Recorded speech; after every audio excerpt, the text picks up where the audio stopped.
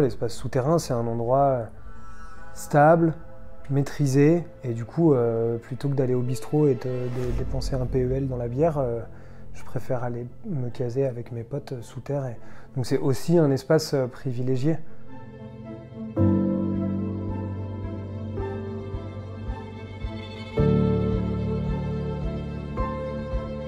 C'est important en tant qu'habitant d'une ville de se réapproprier cette histoire parce que c'est une partie de nous finalement.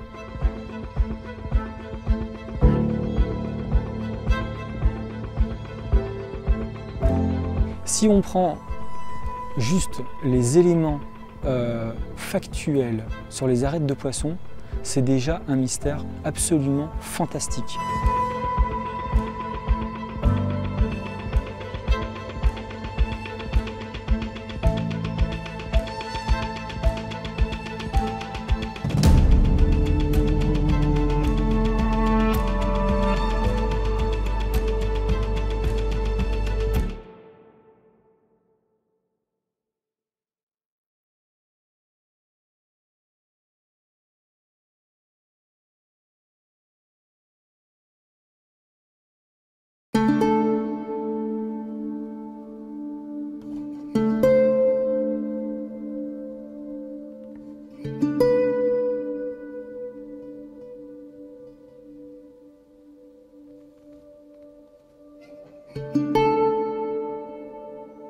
Moi, je suis Bastien, j'ai bossé dans le bâtiment pas mal, j'ai fait mes études d'archi et surtout j'ai été guide de Lyon pendant plusieurs années.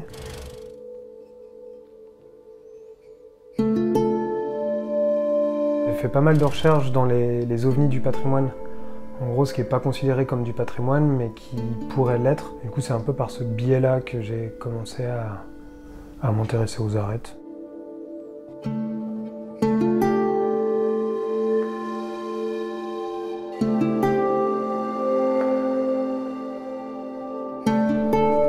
Je m'appelle Philippe.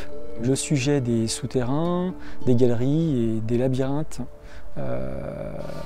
me passionne depuis tout petit.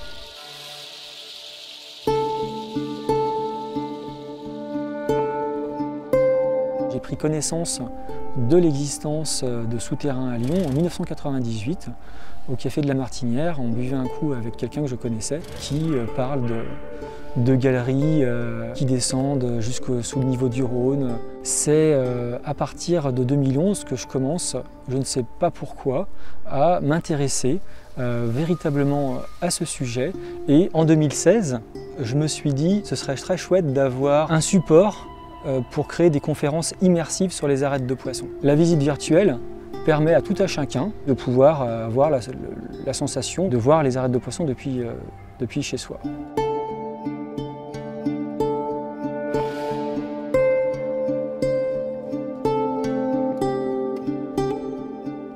Je m'appelle Héloïse, je suis guide conférencière, j'ai une structure qui s'appelle Lyon Insolite et du coup je propose des visites de Lyon. Mon prédécesseur a essayé de réfléchir à des idées d'ouverture au public des arêtes de poissons. Donc en gros, moi dès que j'ai commencé à étudier la ville de Lyon, je suis tombée sur ce gros sujet-là. Moi, plus c'est mystérieux, moins on en sait, plus ça me titille un peu.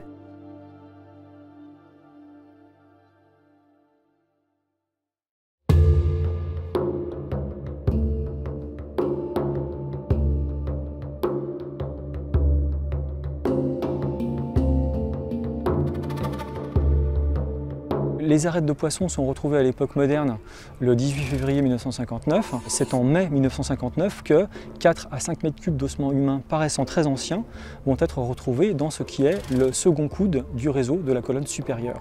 Les ossements seraient encore sur place. En 2008, il y a 2 fragments d'ossements qui vont être retrouvés par le service archéologique et qui vont être datés au carbone 14. Un échantillon du 7e siècle, l'autre du 8e siècle.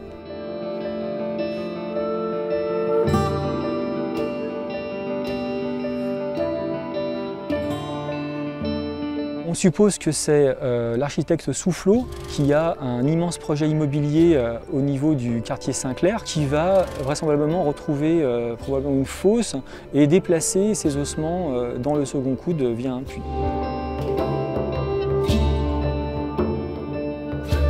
1961, des ouvriers dans la portion basse du réseau vont retrouver la moitié d'une grande couronne de laurier en bronze doré. Ils vont appeler Aimable Audin qui va se rendre sur place et qui va récupérer la couronne pour la mettre dans le musée gallo-romain à Fourvière. Pour la première fois, ou du moins une des premières fois, un musée a été conçu vraiment pour les collections qui sont à l'intérieur. Nous avons essayé d'animer les collections épigraphiques qui étaient très riches par des objets qui illustrent chaque inscription.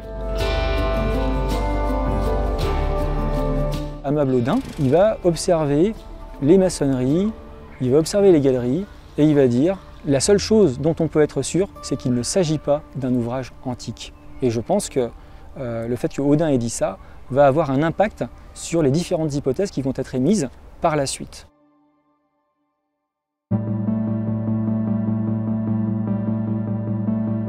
En 2008, il y a une opération d'archéologie préventive. À l'issue de cette étude, ils vont aboutir à une hypothèse XVIe siècle, les arêtes de poisson étant une annexe de la citadelle royale Saint-Sébastien.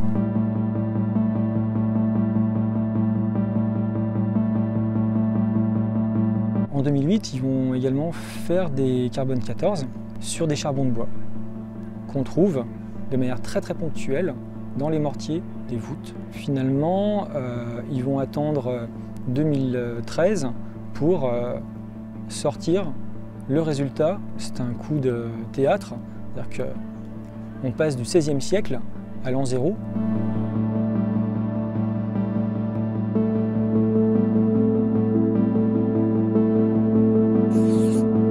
Au-delà de ça, il y a Jamil Afelag qui, en 2017, toujours dans la revue Archéologia, va déchiffrer l'un des graffitis anciens tracés dans le mortier encore frais, le fameux Bituius Urazari Filius, Bituius, fils d'Urazarus, quelqu'un qui travaillait dans le réseau et qui a laissé sur les parois son patronyme. Et cette inscription nous ramène nécessairement à l'Antiquité. Il s'agit d'un héritage fragile qui nécessite des efforts constants pour sa conservation. Il ne saurait y avoir de valorisation de vestiges sans prendre le temps de mener des études scientifiques.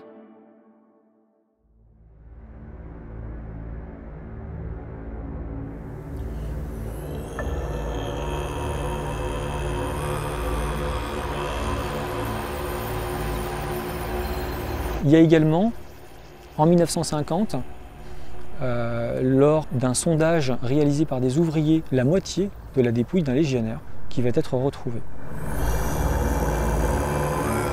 L'un des ouvriers va parler de ça au conservateur des musées de Vienne, Johannes Ruf, qui va se rendre sur place et qui va observer cette moitié de dépouille de légionnaire. Dépouille qui est accompagnée de pièces, d'une épée, donc de tout un attirail. Et c'est la partie basse du légionnaire qu'on retrouve.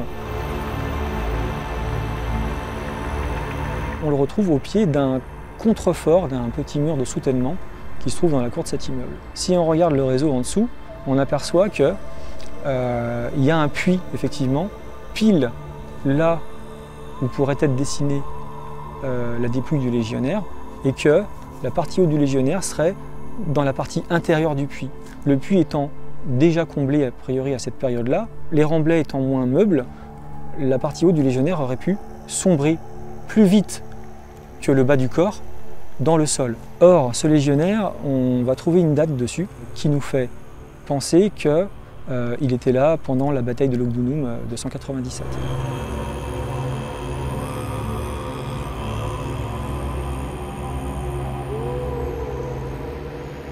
Ça veut dire qu'en 197, le réseau était déjà oublié et remblayé.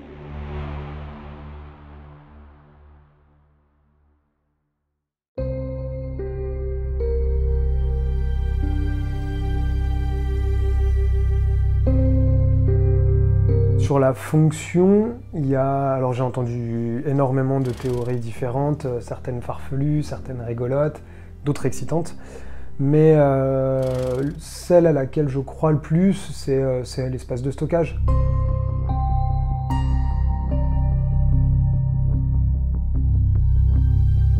La plus grosse partie mythes liés aux arêtes de poisson, c'est évidemment lié aux origines, où de fait il y a eu pas mal de théories qui sont sorties.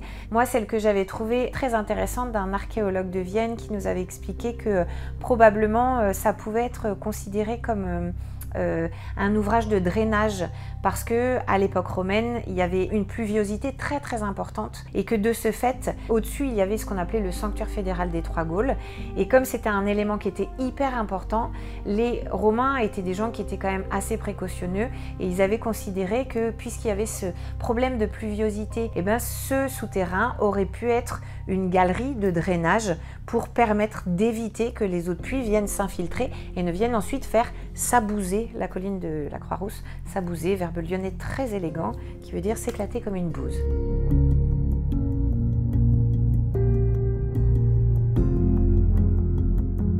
Les arêtes de poisson, c'est une anomalie dans le monde gallo-romain.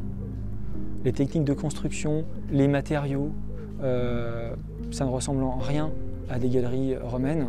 On parle de stockage, mais pour les grandes salles de l'extension nord, ça semble logique, mais la portion en arêtes de poisson, pas sûr. Ce qui est important de noter aussi, c'est que les arêtes de poisson, construites sur plan, certes, réalisées avec grand soin, c'est sûr, mais les seuls éléments qui sont véritablement bien travaillés, ce sont les puits. Les puits sont parfaitement d'aplomb, alors que les arêtes elles-mêmes, sur la colonne supérieure, elles ne sont pas tout à fait perpendiculaires. On ne sait pas appliquer aussi bien à la perpendicularité des départs d'arêtes que de l'aplomb des puits. Est-ce qu'on faisait transiter des choses par ces puits? C'est possible, c'est ce que pense le service archéologique.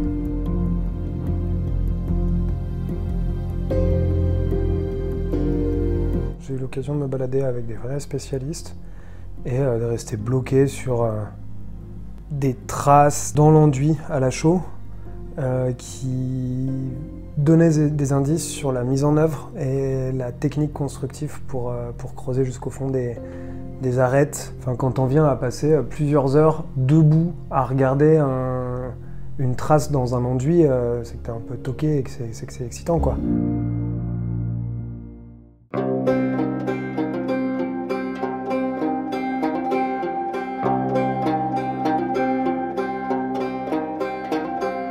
Le rocher de Solutré, c'est en quelque sorte la colline inspirée de François Mitterrand. De là, écrit-il dans La Paille et le Grain, j'aperçois mieux ce qui va, ce qui vient, et surtout ce qui ne bouge pas. Dans la nature, n'est que la compagnie des buis, hein, et des roches.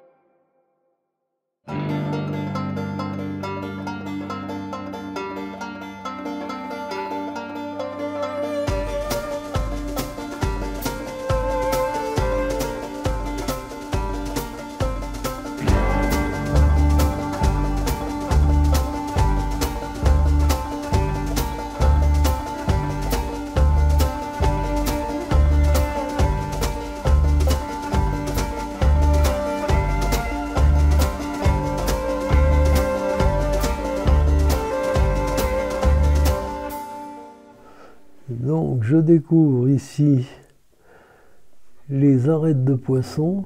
Alors ici on voit des roches qui pourraient bien être du calcaire alénien, calcaire à débris d'anthroque. Elles paraissent assez colorées, beaucoup de constructions impressionnantes. Cette roche m'intéresse parce que je suis du Mâconnais et dans le Mâconnais on trouve ces roches de l'alénien.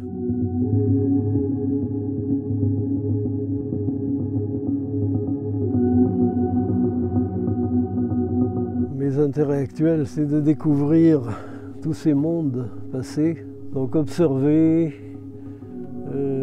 trouver des études qui ont été faites, les compléter éventuellement, et on arrive à entrer dans un monde. Au moment du confinement, par exemple, je me suis confiné dans un âge qui s'appelle l'Oxfordien. Je vivais dans un temps passé, tranquille. Ça ne dure pas très longtemps, quelques millions d'années seulement, mais c'est un monde quand même.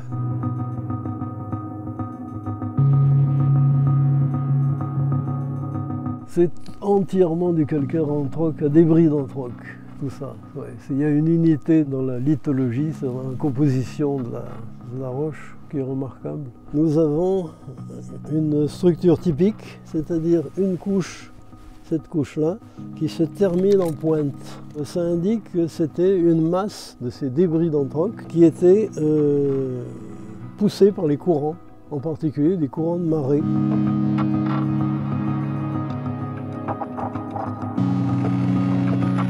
Donc ça allait, ça venait, ça déposait des nouvelles couches les unes sur les autres. C'est ce qu'on appelle les stratifications obliques. Les débris d'anthroque sont eux-mêmes des fossiles, puisque c'est des débris de squelettes de crinoïdes. Les crinoïdes, ce sont des animaux avec des tentacules qui sont très ramifiés. Ça fait comme des petites vertèbres qui seraient empilées les unes sur les autres. Et donc ces bras d'encrine se décomposent et arrivent à faire des accumulations énormes sur des dizaines de mètres d'épaisseur.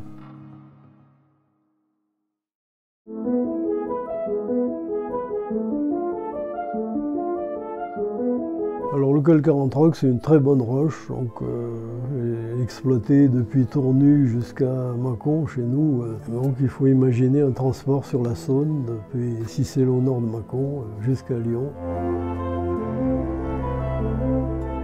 Il y a beaucoup d'endroits où la Saône est peu profonde, il y avait des gués pour traverser. Les gués sont justement des lieux d'abandon de matériaux et on trouve énormément de matériaux romains tout au long de la Saône.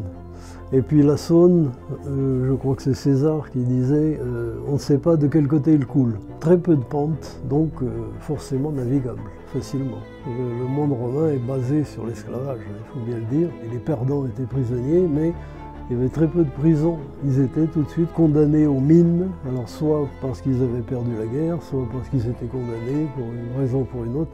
Donc condamnés aux mines, ça voulait dire aller travailler en étant à peine nourri et avec beaucoup de travail très dur.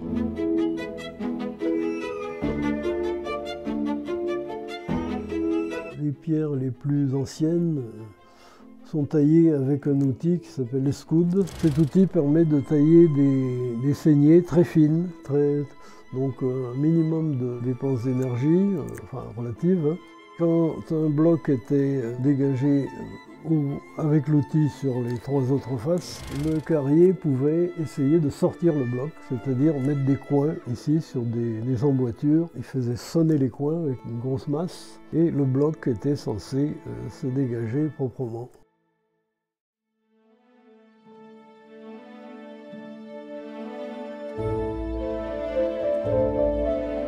Quand on est en visite, on a toujours ce moment où effectivement on va évoquer les arêtes de poisson et il y aura toujours un moment, toujours, il y a toujours un moment où ils me diront « Oui, mais vous, Héloïse, vous allez bien nous y faire rentrer ». Et j'ai des gens qui insistent vraiment et qui me proposent de me payer pour que je les emmène, de monter un groupe ultra privé, de n'en parler à personne. Et c'est ce que je leur dis à chaque fois, mais vous êtes à peu près la 1258e personne à me demander. Et en fait, les arêtes de poisson, elles sont interdites à la visite depuis 1989. Donc non, je ne vais pas vous y faire rentrer, c'est pas possible. J'aimerais bien un jour ouvrir les galeries à la visite, mais je ne suis pas sûre que ce soit une bonne idée. C'est un intérêt purement égoïste, mais pas du tout stratégique, parce que si on amène du monde, ça risque de dégrader, qu'en plus les conditions ne sont pas propices, notamment maintenant on a des règles, une réglementation qui est hyper complexe pour les établissements recevant du public. Donc concrètement, je ne vois pas comment ça se ferait. Mais moi j'aimerais bien, parce que je trouverais ça intéressant que les gens puissent voir avec leurs yeux, au lieu de voir ça sur des photos ou dans des films ou sur la visite virtuelle.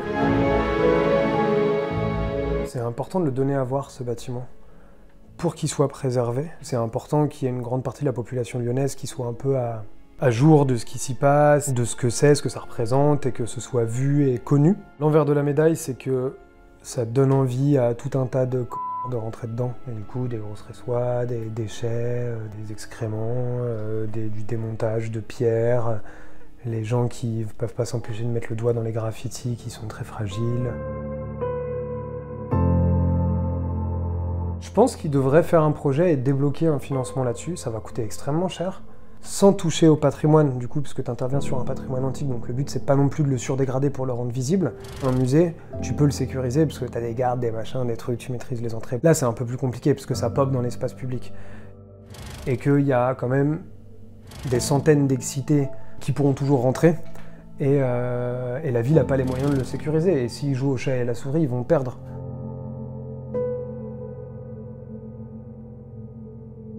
Le SAVL, il ne communique pas au sujet des arêtes de poissons, il n'y a pas d'article qui présente réellement les études. Enfin, c'est la chasse gardée des archéos de la ville qui veulent pas bien qu'on en parle en dehors, quoi. Ce qui est intéressant dans les arêtes de poissons, c'est d'avoir la dorsale, c'est-à-dire l'artère principale. C'est ça, visuellement, qui est super intéressant, avec, dans un sens ou dans l'autre, avec ces départs de petites arêtes là sur les côtés. En fait, il faudrait avoir un circuit qui nous permette d'avoir au moins cette visibilité-là, et puis quitte à avoir les 2 ou 4 premières arêtes qui soient à peu près accessibles. Ouais, ça, ce serait super intéressant, et effectivement, ça pourrait peut-être lever des financements. Mais il y a cette petite particularité qui fait qu'on est dans un ouvrage qui est très très ancien et que même quand on est passionné, on peut, par manque de connaissances, abîmer l'ouvrage, rien qu'en faisant rentrer des gens à l'intérieur des arêtes de poissons et en emmenant du dioxyde de carbone par la respiration sur un ouvrage qui potentiellement a peut-être 2000 ans, c'est pas forcément la meilleure idée.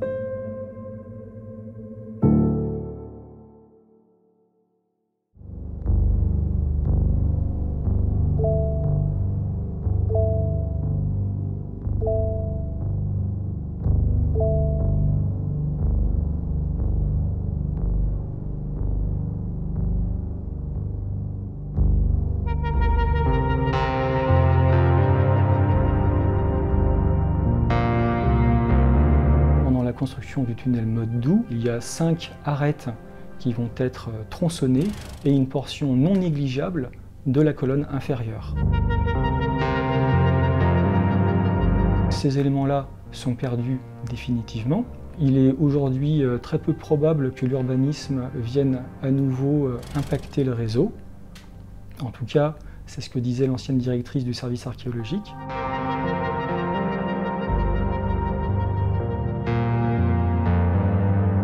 C'est-à-dire, qu'est-ce qu'on privilégie? Est-ce qu'on privilégie la population actuelle ou le patrimoine? Moi, dans mon petit cœur à moi, je trouve ça hyper dommage qu'on ait cassé une petite partie. Après, il faut voir effectivement l'intérêt. En gros, ce que la ville avait défendu à l'époque, c'était, bah oui, on détruit, c'était quoi, même pas 10% du réseau. En gros, ça intéresse qui? Ça intéresse quelques milliers de personnes, alors que ce tunnel Motte-Doux qui avait été créé, c'était pour des millions de personnes. Et de fait, ça contrebalançait pas en fait, c'était pas suffisant pour pouvoir justifier le fait de conserver tout ça.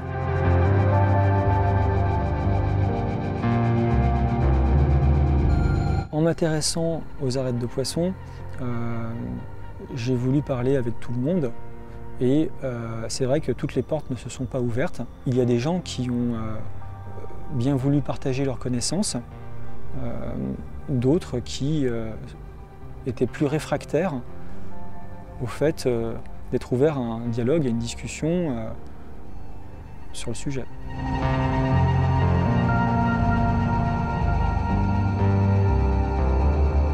Les galeries sont interdites d'accès pour des questions de sécurité à la base. Il y a des obstacles non signalés, de fortes dénivellations, l'absence d'éclairage, il n'y a pas de réseau téléphonique sous terre, on peut s'y perdre, on pourrait tomber dans un puits, glisser, tomber d'une échelle. Donc c'est dangereux. Le service archéologique et la ville de Lyon ont très peur que ces galeries soient dégradées et qu'il y ait de la perte de connaissances occasionnée par ça. Et donc il y a un petit peu des mythes qui s'installent des deux côtés. D'un côté, les autorités se font une image bien à eux de qui peuvent être ces cataphiles, et de l'autre, les cataphiles ont aussi une image bien à eux qui sont les gens qui gèrent et qui s'occupent de ces galeries.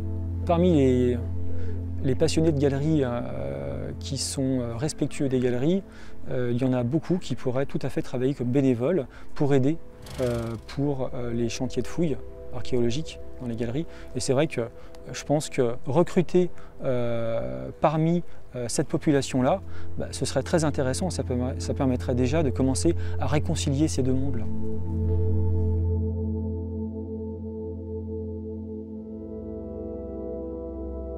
Finalement, c'est un patrimoine qui est complètement méconnu, qui du coup n'a pas du tout été protégé. On ne va pas critiquer ce qui a été fait dans les années 60. Le but, c'est de protéger la population qui était juste au-dessus et de fait consolider, conforter l'ouvrage parce qu'il ne fallait pas que la colline se casse la figure. Il n'empêche que de ce fait, il n'y a pas eu suffisamment d'études par rapport à ça. Et donc là, en 2025, on se retrouve avec un énorme manque et tout un tas d'interrogations et de questions auxquelles on ne trouvera pas forcément de réponse. Ça a laissé un petit peu place à toutes les théories possibles et imaginables. Et puis comme il y a eu une espèce de chape de plomb autour de tout ça, ça en rajoute un petit peu des couches et chacun y va un peu de son interprétation, on va dire. La vie moderne déborde un peu sur l'Antiquité et nous voyons souvent construire des édifices à des endroits où nous sommes gênés. Mais je dois dire tout de même que pendant longtemps nous avons eu à la disposition des archéologues d'autrefois un grand terrain qu'ils ont fouillé un peu en long et en large et ils n'ont pas trouvé grand-chose. Et il a suffi qu'on construise un grand immeuble de 100 mètres de long pour qu'on découvre un des plus grands édifices de l'Antiquité. Alors vous voyez, il y a beaucoup à dire contre les édifices modernes, mais il faut tout de même avoir une certaine reconnaissance par moment sur les découvertes qu'ils nous permettent de faire.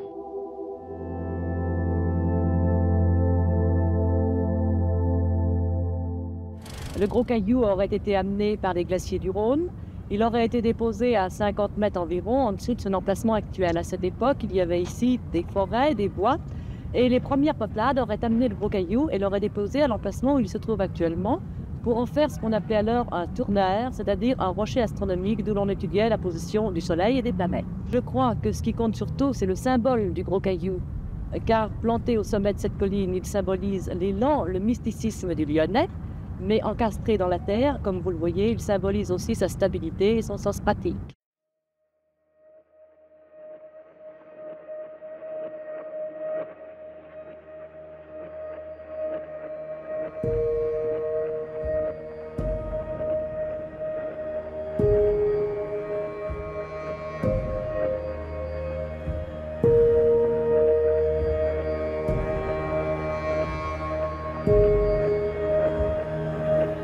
On entend dire parfois que certaines personnes ressentent des choses étranges dans certaines galeries, notamment dans l'extension nord. Il y a quelque chose qui est très particulier, c'est un puits qui est carré également, mais qui est construit en pierre dorée, qui va se trouver dans l'enceinte du chantier de l'église Saint-Bernard. C'est très particulier parce qu'on a l'impression que ce puits a été creusé à dessein de descendre dans les galeries. En sachant que l'église Saint-Bernard est d'une certaine manière une sorte de legs testamentaire de la famille Villermoz à la ville de Lyon. En réalité, ils vendent le terrain, je crois, pour le 10e du prix du marché de l'époque. En l'échange de quoi, il y a X messes par an pour la famille Villermoz. On sait que Jean-Baptiste Villermoz utilisait ces galeries.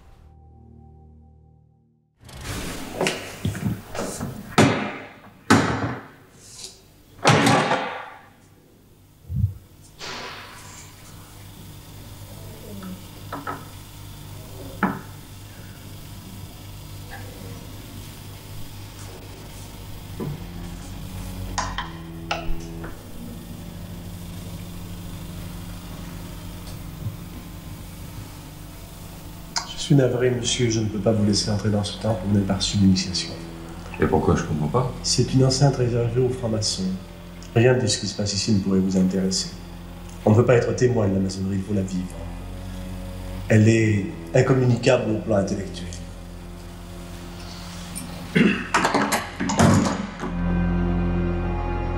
On peut bien se demander ce que le grand patriarche de la franc-maçonnerie lyonnaise du XVIIIe siècle pouvait bien faire dans ces galeries. Un cabinet de réflexion peut-être, on ne sait pas.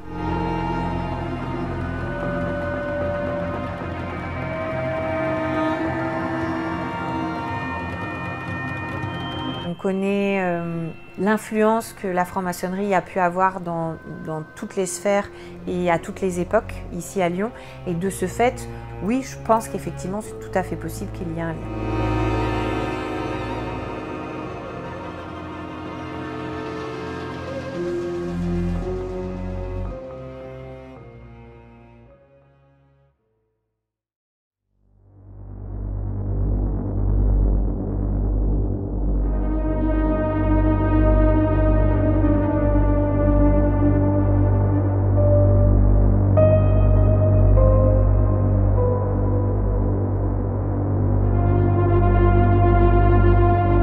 Je m'appelle Luc, je vais bientôt avoir 30 ans et ça va bientôt faire une petite dizaine voire quinzaine d'années que je gravite autour de Lyon et dans Lyon.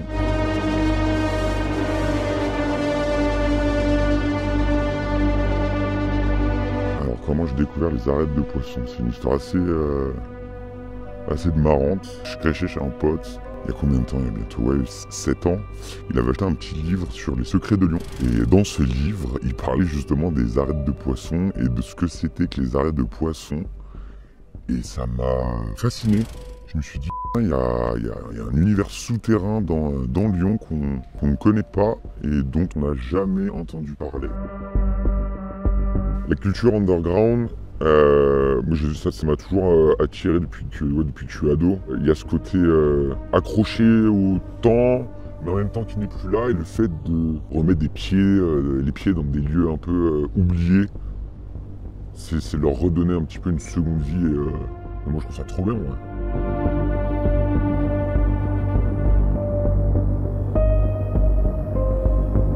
J'ai pu faire la rencontre de personnes justement qui connaissaient les arêtes de poisson et qui m'ont dit, bah écoute, nous on sait ce que c'est, on connaît, on a des petits accès aux arêtes de poisson, si tu veux, genre il y a moyen qu'on te fasse visiter un peu tout ça.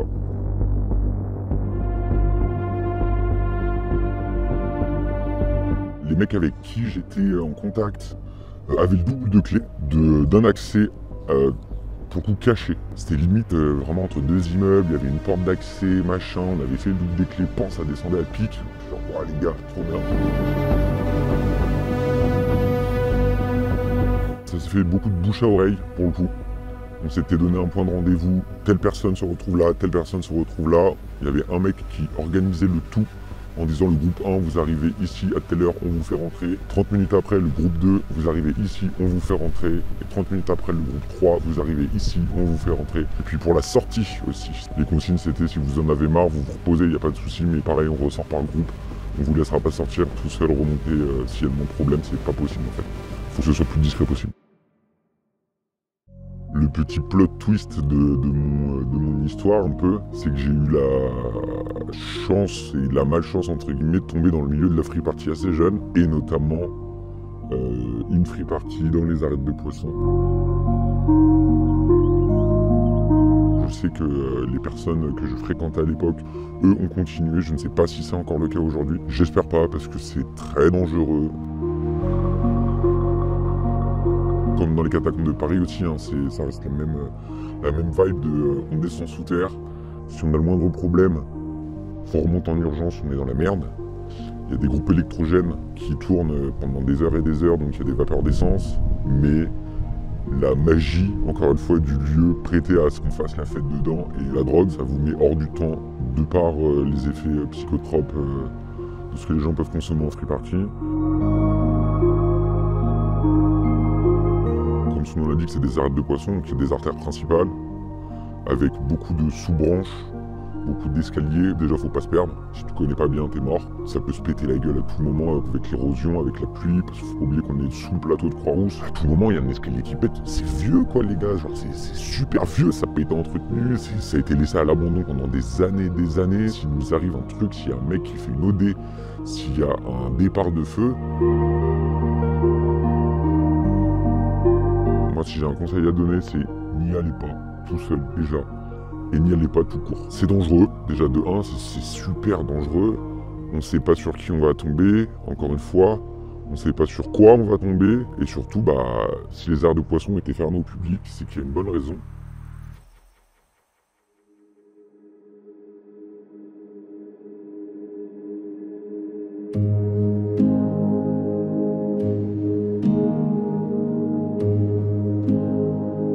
faut que ce soit reconnu comme patrimoine, absolument. Parce que ça fait partie intégrante de l'histoire lyonnaise, ça fait partie intégrante de l'histoire de France, parce qu'il ne faut pas oublier que Lyon était la capitale des Gaules. Donc c'est très important de reconnaître les arêtes de poissons comme patrimoine historique français et lyonnais. On peut visiter les catacombes de Paris, il y a une partie qui est visitable. Donc moi je me dis, mais pourquoi pas faire ça à Lyon aussi? Ça serait incroyable. Je suis passionnée par cette ville et je trouve que les arêtes de poissons sont une partie de l'histoire de Lyon et que de camoufler ça, de ne pas en parler, avoir cette espèce de chape de plomb par rapport à toutes les histoires, les théories sur l'origine, etc. Je trouve que c'est hyper dommage parce que c'est comme si on s'amputait d'une partie de l'histoire de Lyon. C'est pas juste « oh bah j'habite à Lyon, bah du coup je vais regarder un petit peu ». Non, il y a un lien avec notre habitat, il y a un lien avec la terre, il y a un lien avec les pierres et il y a un lien avec le patrimoine. C'est un bâtiment excitant, c'est méconnu, c'est encore en danger parce que c'est méconnu. Je veux dire, c'est ni inscrit ni classé au titre des monuments historiques. Donc demain, la mairie décide de faire je sais pas quoi, ils peuvent le détruire, comme ils en ont pété une partie à l'occasion du percement du tunnel Motte-Doux. Peut-être un jour ce sera complètement fermé et que du coup on remettra ça sous terre et plus personne n'y aura jamais accès. Je trouverais ça un peu dommage, parce que c'est un patrimoine qui est extraordinaire et en même temps, je peux entendre le point de vue de ceux qui défendent le fait qu'il y a des choses plus importantes, notamment la population actuelle. Les souterrains ont, pour la plupart des civilisations, je pense, ont toujours été liés à l'au-delà.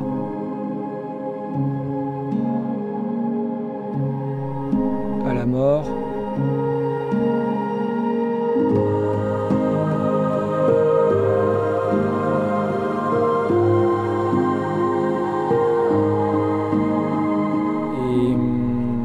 Aux questions philosophiques de base qui animent les êtres humains.